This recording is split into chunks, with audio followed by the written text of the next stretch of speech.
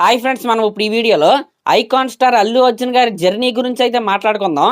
అంటే ఫ్రమ్ చిరంజీవి గారి మేనల్లుడు to icon star Allu Arjun ఈ జర్నీ ఏదైతే ఉందో నిజంగా ఇన్స్పిరేషనల్గా అయితే ఉంటుంది. దాని గురించి అయితే సోది లేకుండా సుత్తు లేకుండా అయితే మాట్లాడుకుందాం. ఎక్కువ ల్యాగ్ అయితే చేయను, ఓన్లీ ఇంపార్టెంట్ పాయింట్స్ మాత్రమే నేనైతే మాట్లాడతా. ఇంకా మనం మ్యాటర్లోకి వెళ్ళిపోతే ఫస్ట్ సినిమా గంగోత్రి. ఈ సినిమాకి డైరెక్టర్ ఎవరు? రాఘవేంద్రరావు గారు అనమాట. ఈ గంగోత్రి సినిమా రాఘవేంద్రరావు గారికి 100వ సినిమా. ఈ 100వ సినిమా సందర్భంగా గతంలో రాఘవేంద్రరావు గారితో పనిచేసిన హీరోలు ఎవరైతే ఉన్నారో, మోహన్ బాబు గారు కావచ్చు, వెంకటేష్ గారు కావచ్చు, నాగార్జున గారు కావచ్చు, ఇంకా అప్పట్లో యంగ్ హీరోస్ అయిన మహేష్ బాబు గారు కావచ్చు, ప్రభ కావచ్చు, మంచి విష్ణు గారు కావచ్చు, ఇలా బడా బడా స్టార్లు అందరూ కూడా ఆ ఆడియో లాంచ్ ఈవెంట్కి అయితే అటెండ్ అయ్యారు in the presence of megastar Chiranjeevi గారు అనమాట. అప్పట్లో ఈ audio event talk of the town అనే చెప్పాలి. చిరంజీవి గారు మేనల్లుడి ఫస్ట్ సినిమా ప్లస్ రాఘవేంద్రరావు గారిది 100వ సినిమా.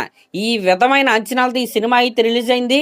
సినిమా రిలీజ్ అయిన తర్వాత సూపర్ హిట్ టాక్ వచ్చింది, 100 రోజులు కూడా ఆడింది. కట్ చేస్తే ఈ సినిమాకి రాఘవేంద్రరావు గారికి పేరు వచ్చింది, కానీ మన అల్లు అర్జున్ గారికి అయితే అనుకున్నంత పేరు అయితే రాలేదు. ప్లస్ ఎక్స్ట్రాగా ట్రోల్స్ అయితే వచ్చినాయి అనమాట. ఆయన లుక్స్ పైన కావచ్చు, అలా చాలా రకాలైన ట్రోల్స్ అయితే ఆయన అయితే ఫేస్ చేశాడు. ఇంకా గంగోత్రి సినిమా రిలీజ్ అయిన తర్వాత ఎలాంటి సినిమా చేయాలి, ఏ కథ చేస్తే బాగుంటుందనే ఆలోచనలు అయితే అల్లు అర్జున్ గారు అయితే పడ్డారు. దగ్గరగా 100కి పైగా స్టోరీస్ అయితే ఆయన అయితే విన్నారంట. అన్ని స్టోరీస్ విన్న తర్వాత సుకుమార్ గారు లాంటి కొత్త డైరెక్టర్తో ఆయన అయితే సెకండ్ సినిమా అయితే ఓకే చేశాడు. అదే ఆర్య సినిమా. యాక్చువల్గా ఈ సినిమా స్టార్ట్ అవ్వకముందు అల్లు అరవింద్ గారికి అయితే డౌట్ అయితే ఉండేదంట, సుకుమార్ గారు అసలు ఎలా హ్యాండిల్ చేస్తారు, డెబ్యూట్ సినిమా ఇది అవసరమా అన్నట్టుగా ఆయనకైతే డౌట్ అయితే ఉండేదంట.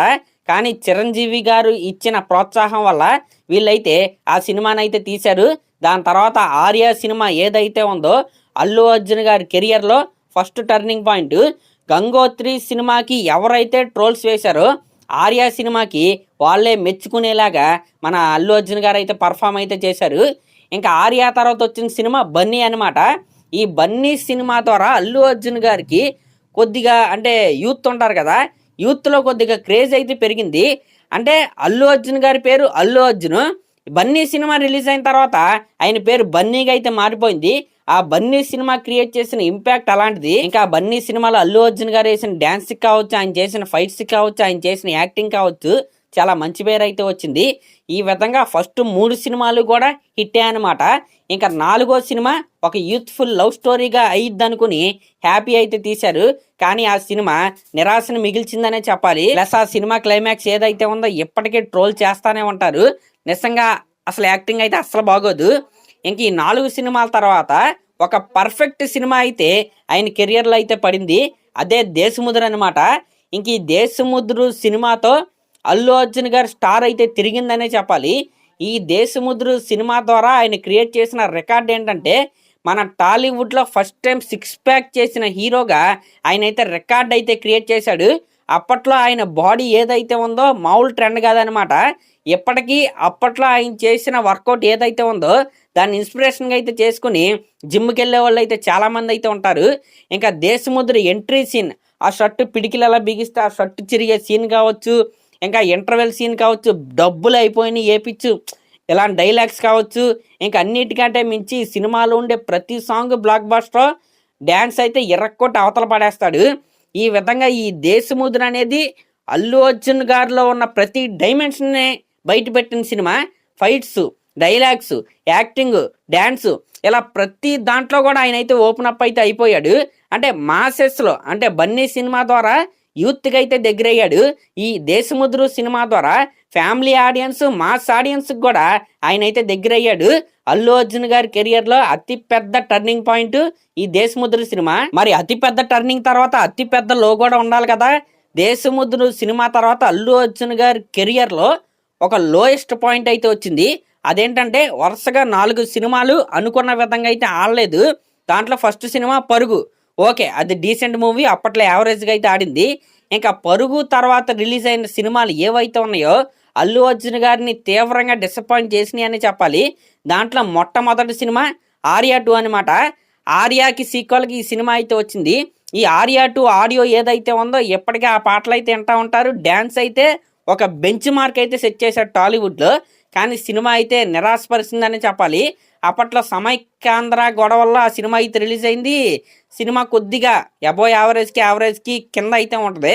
కాబట్టి అప్పట్లో సేఫ్ జోన్లోకి అయితే వెళ్ళలేకపోయింది. ఇంకా ఆర్యా 2 తర్వాత వచ్చిన సినిమా వరుడు అనమాట. ఈ వరుడు సినిమాకి క్రియేట్ అయిన హైప్ ఏదైతే ఉందో మెయిన్గా హీరోయిన్ ఫేస్ని అయితే సినిమా రిలీజ్ అయ్యే రోజు వరకు కాదు అసలు చూపించలేదు, బయట ఎక్కడా కూడా చూపించలేదు.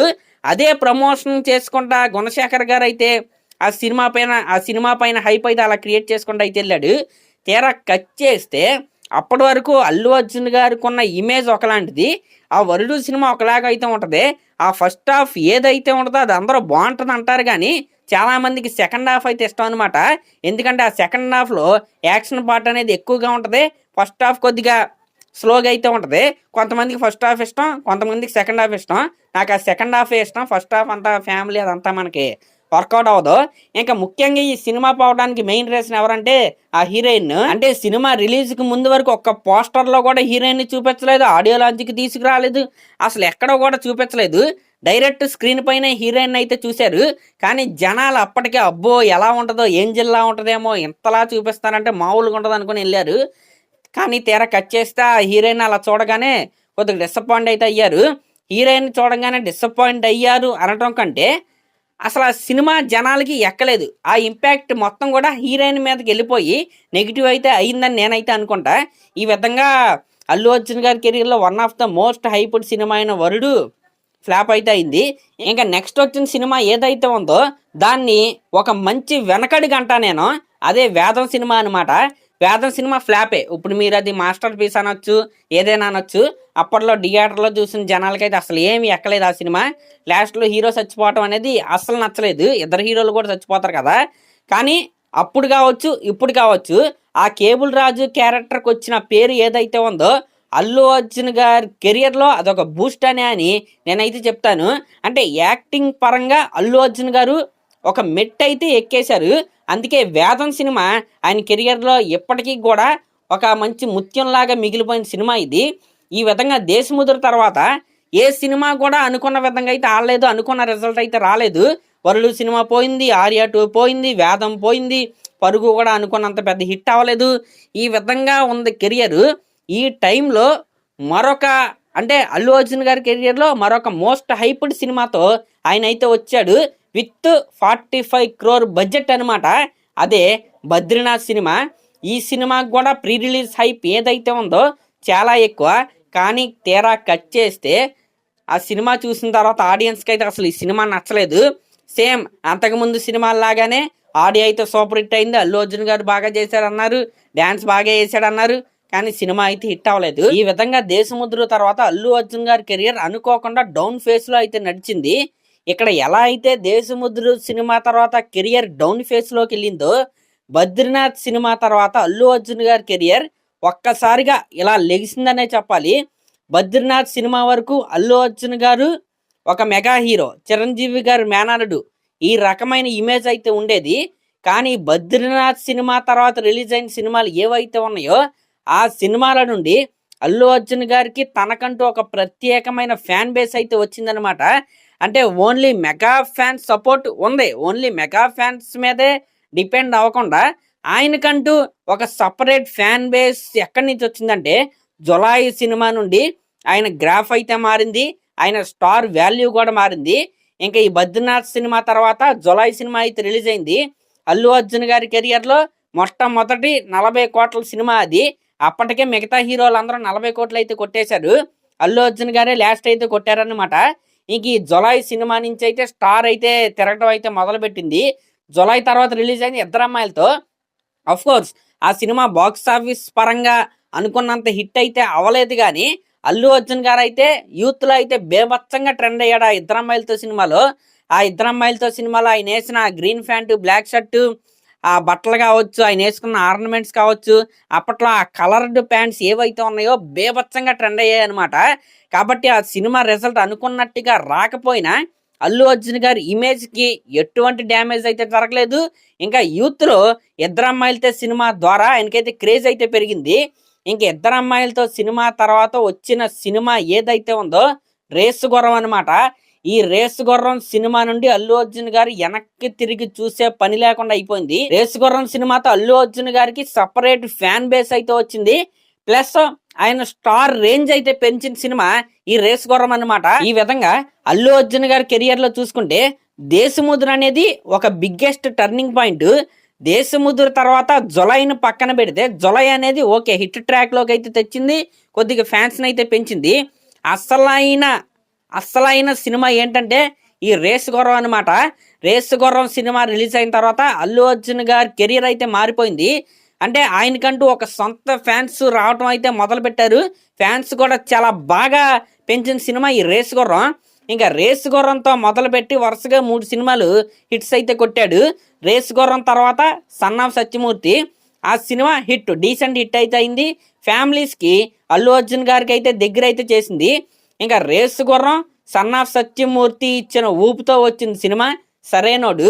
ఈ సరైనోడు సినిమా ద్వారా మాసెస్లో కూడా, అంటే అప్పటి వరకు యూత్లో ఈయనకైతే ఫ్యాన్స్ ఉండేవాళ్ళు.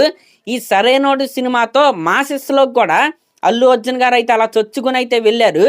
అది 125 కోట్ల గ్రాస్ అయితే ఆ సినిమా అయితే సాధించింది.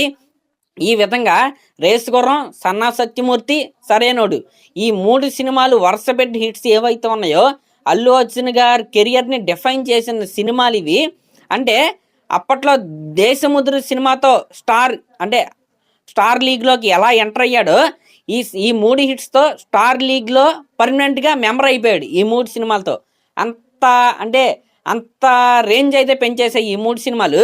సేమ్ ఇక్కడ యాదృచ్ఛికమో ఏంటో నాకైతే తెలియదు, కానీ దేశముద్రు అనేది పీక్ పాయింట్, దాని తర్వాత డౌన్ ట్రెండ్ ఎలా నడిచిందో అలాగే ఈ 3 సినిమాలు కూడా పీక్ పాయింట్, దాని తర్వాత కూడా డౌన్ ట్రెండ్ అనేది వచ్చింది.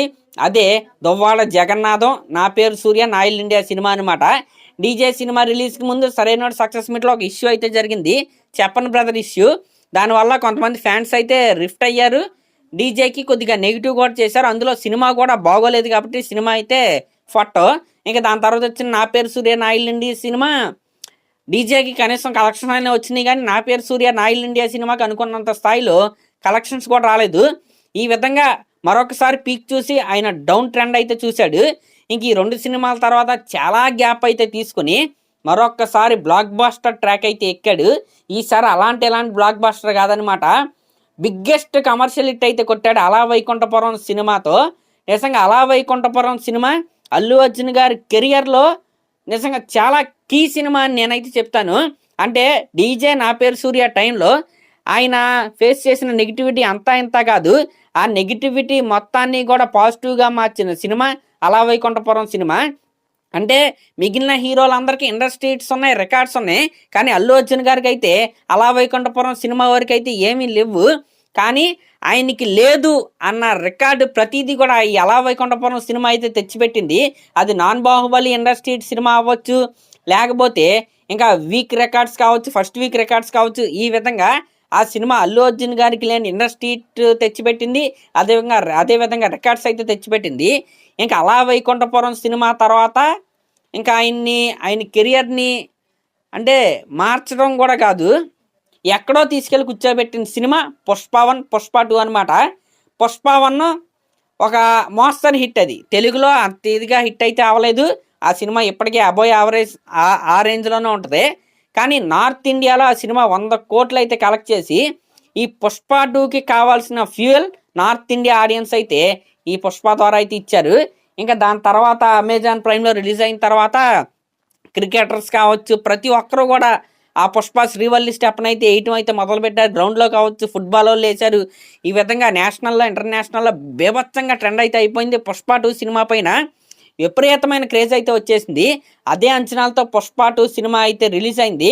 అప్పటి వరకు ప్రతి ఒక్క హీరోకి ఇండస్ట్రీ హిట్ అయితే ఉంది, అల్లు అర్జున్ గారికి అయితే లేదు. Only non Baahubali industry hit మాత్రమే ఉంది. అలాగే అల్లు అర్జున్ గారికి డే 1 రికార్డ్ అయితే లేదు. మిగతా వాళ్ళకైతే కనీసం ఒక సినిమా అయినా ఉంది, అల్లు అర్జున్ గారికి 2 అయితే లేవు. కట్ చేస్తే ఈ పుష్ప 2 సినిమాతో తెలుగు ఇండస్ట్రీ కాదు, ఆల్ ఇండియన్ ఇండస్ట్రీ అయితే కొట్టాడు. ఇంకా తెలుగు డే 1 రికార్డు కాదు, ఆల్ ఇండియా డే 1 రికార్డ్ అయితే కొట్టాడు పుష్ప 2తో. అంటే దిస్ ఈస్ కాల్డ్ ట్రూ రిడప్షన్ అనమాట. అప్పటి వరకు ఏదైతే లేదని అందరూ ట్రోల్స్ చేశారో ప్రతి ఒక్కదానికి సమాధానం చెప్తూ పుష్ప 2 సినిమాతో ఆయన అయితే అక్కడ కూర్చున్నాడు అనమాట. నిజంగా ఈ విధంగా గంగోత్రి సినిమాతో చిరంజీవి గారి మేనల్లుడిగా ఇండస్ట్రీలోకి అయితే పరిచయం అయ్యి పుష్ప 2 సినిమాతో ఐకాన్ స్టార్ అల్లు అర్జున్ లాగా ఇండియా మొత్తం కీర్తి ప్రతిష్టలు అయితే అల్లు అర్జున్ గారు అయితే పొందుతున్నారు. నిజంగా ఈ జర్నీలో మనం చూసుకుంటే అప్స్ ఉన్నాయి, డౌన్స్ ఉన్నాయి, అవమానాలు ఉన్నాయి, ఇంకా చాలా ఉన్నాయి అనమాట. వీటన్నిటిని ఎదుర్కొని ఆయన అయితే అలా అలా నిలబడ్డాడు. కాబట్టి ఈ రోజున ఆ స్థాయిలో అయితే ఉన్నాడనమాట. నిజంగా నిజంగా ట్రూలీ ఇన్స్పిరేషనల్ జర్నీ అని నేనైతే చెప్తాను. ఈ విధంగా ఆయన జర్నీ అయితే ఉంది. మరి ఆయన జర్నీపై మీరేమనుకుంటున్నారో కింద కామెంట్ చేయండి. ఇంకా ఆయన ఎలాంటి విజయాలు ఎన్నో సాధించాలని నేనైతే కోరుకుంటున్నా. Thank you.